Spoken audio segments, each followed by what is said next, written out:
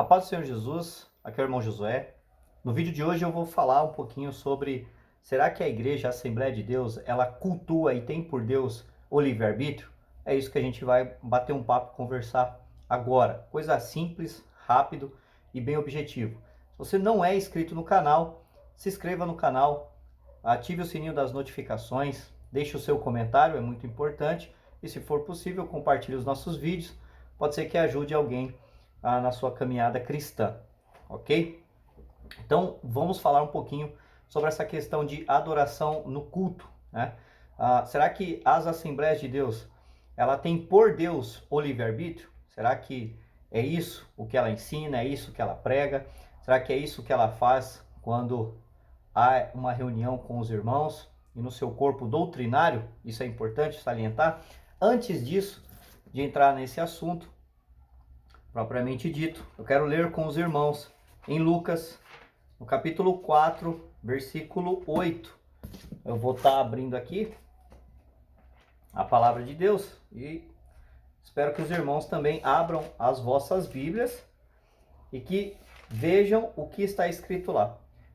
Lucas capítulo 4, versículo 8 diz assim, quando Jesus está sendo tentado lá pelo diabo: Mas Jesus lhe respondeu, está escrito, ao Senhor Deus adorarás e só a ele darás culto, tá certo? Palavras do próprio Jesus Cristo, como verbo encarnado aqui na terra. Então, ou seja, o próprio Jesus Cristo diz que o nosso culto, a nossa adoração, ela tem que ser voltada única e exclusivamente a Deus, né? A Jesus Cristo e ao Espírito Santo. Por que eu falo o Espírito Santo? Porque o Espírito Santo está unificado com o Pai e com o Filho, ok? Então, o que acontece? A própria palavra de Deus dá as diretrizes de quem nós temos que cultuar e quem nós temos que dar adoração, tá bom? Toda igreja, é importante que todas as igrejas elas tenham uma declaração de fé. Por quê? Porque quando não se tem uma declaração de fé, qualquer pastor, qualquer pregador, qualquer pessoa, ela pode chegar lá e pregar e ensinar coisas que vão em desacordo com o que a declaração de fé aponta, ensina e esclarece, ok? Então, o que acontecia no passado, antes de ser lançado essa declaração de fé das Assembleias de Deus, muita coisa era ensinada em desacordo com aquilo que a Assembleia de Deus tinha por verdade. Então, depois que foi lançada a declaração de fé das Assembleias de Deus, isso é uma ferramenta para que as pessoas possam olhar, observar, não é canônico, nenhuma declaração de fé é canônica, tanto das Assembleias de Deus como das reformadas, não são canônicas. Canônicas é a palavra de Deus, é as Escrituras, mas você pode estar olhando e observando e ver se aquilo é crença realmente daquela instituição. Isso é crença daquela instituição? Então, se for, ok. Se não for, você pode pegar a declaração de fé e ir até o seu ministério e falar, olha, o que vocês estão ensinando fere o que a declaração de fé ensina. E se houver alguma coisa que esteja ali realmente em desacordo, então precisa ser modificado. Como eu disse, a declaração de fé ela não é canônica, mas ela é uma diretriz, ela é aquilo que aponta para o que as instituições creem, né? Tá bom? Então, assim, um reformado discordar da declaração de fé das Assembleias de Deus é natural. Ele não faz parte da Assembleia de Deus. É óbvio que ele vai discordar. Assim como um assembleando, ele vai discordar de alguns pontos e algumas coisas que estão na declaração de fé das igrejas reformadas, porque ele não é um reformado de linha monergista. É óbvio isso, tá bom? Então, essas declarações de fé servem para quê? Para proteger aquelas pessoas que fazem parte daquelas instituições de espantalhos e de mentiras, que muito é espalhado por canais no YouTube, tá certo? E o objetivo é o quê? A gente mostrar aquilo que realmente está nas declarações de fé, está realmente escrito ali. Então, será que a Assembleia de Deus ela cultua o livre-arbítrio? Será que é realmente isso? Eu quero convidar vocês para ler aqui, ó, a Declaração de Fé das Assembleias de Deus, na página 144, que vai dizer aqui a adoração pública e coletiva das Assembleias de Deus, ok? E aqui diz desta forma e desta maneira: adoração pública e coletiva, reunimos-nos como corpo de Cristo para adoração pública ao Deus Trino. Jesus prometeu, onde estiver 2 ou 3 reunidos em meu nome, aí estou no meio deles. Mateus 18, 20. A adoração pública é a atividade de glorificar a Deus em coletividade e serve também para a comunhão, despertamento, exortação, edificação da igreja. Essa adoração pública é realizada com ordem e decência para que os descrentes reconheçam a presença de Deus no culto, tá bom? E para que somente Deus seja adorado no culto da igreja, ou seja, somente Deus seja adorado no culto da igreja. Essa é a declaração de fé das Assembleias de Deus. Eu nunca vi, e olha que eu fui por longos anos, mais de 20 anos, membro das Assembleias de Deus, eu nunca vi um culto direcionado para o livre-arbítrio. Vocês já viram? Vocês já viram uma reunião para adorar o culto do livre-arbítrio? Porque se o livre-arbítrio é um Deus para a Assembleia de Deus, ele precisa ser adorado lá dentro. Precisa ter um culto, uma veneração, no sentido de adoração, assim como outras instituições religiosas que não fazem parte do meio protestante acabam fazendo, tá certo? Então, isso não acontece dentro das Assembleias de Deus e é uma pena e é muito lamentável ver determinadas pessoas se posicionarem com tamanha mentira, com tamanha inverdades com as instituições das Assembleias de Deus, que existem pontos lá que precisam ser melhorados, com toda certeza. Agora, se você é reformado, com toda certeza você não vai ter isso daqui como a sua declaração de fé. Isso é normal, faz parte, né? Pelo menos não como um todo.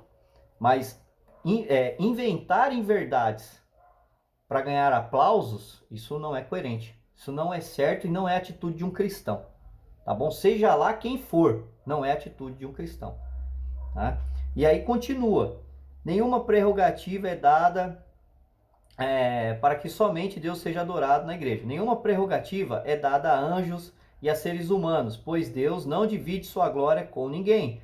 E a minha glória não darei a ninguém. Isaías 48:11. Portanto, confessamos que a adoração pública, a oração, os cânticos, o ofertório, a pregação e o exercício dos dons espirituais na igreja servem para que em tudo Deus seja glorificado em Cristo, a quem pertence a glória e o poder para todo sempre. Amém. 1 Pedro 4:11.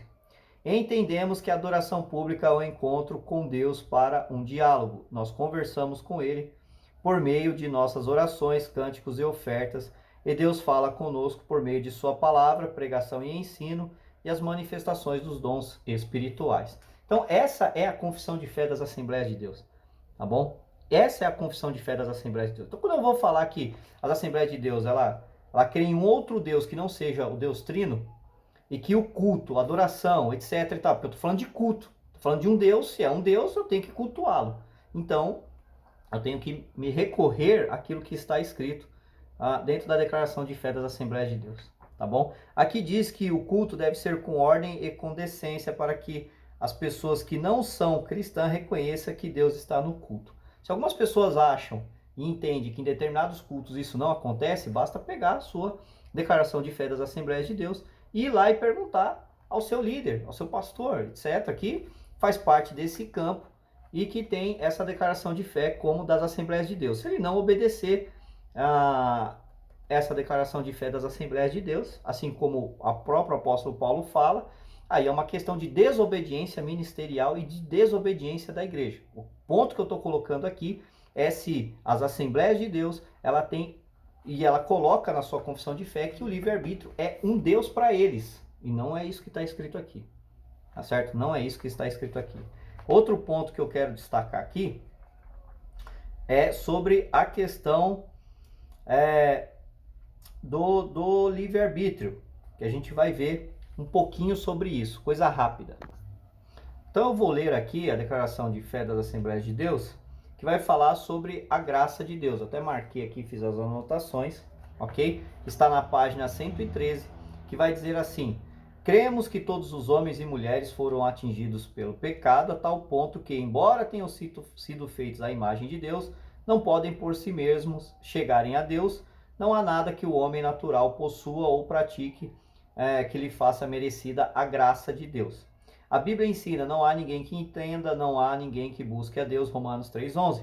A Bíblia qualifica essa condição espiritual como mortos em pecados. Colossenses 2:13. E mortos em ofensas. Efésios 2:5. A ideia da morte aqui é a separação e não o aniquilamento. Deus derrama sua graça, sem a qual o homem não pode entender as coisas espirituais. Ou seja, foi Deus quem tomou a iniciativa da salvação. Novamente aqui, nada é falado que a pessoa possui o seu próprio livre-arbítrio sem graça de Deus para estar indo buscar a Deus ou a sua própria salvação. Então, novamente, um espantalho criado por aqueles que não concordam com a declaração de fé das Assembleias de Deus. Tá? É por meio da graça de Deus que capacita o ser humano para que ele responda com fé ao chamado do Evangelho.